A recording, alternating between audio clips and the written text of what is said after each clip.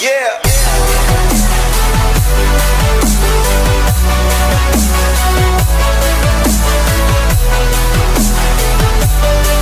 Hola futboleros, hola futboleras, vídeo nuevo para comentar la Sociedad Deportiva Egea, Sociedad Deportiva Tarazona, derbi aragonés en segunda división B y que iba a ganar el conjunto de las 5 villas por 2-0 con 2 goles de Carlos Vicente en el 75 y en el 83. Esto hace que el conjunto de las 5 villas vaya octavo con 18 puntos, a 3 puntos del Tarazona que va séptimo y a 3 puntos del Osasuna B que va sexto. Y sería el equipo que jugaría los playoffs de ascenso a la segunda división B Pro.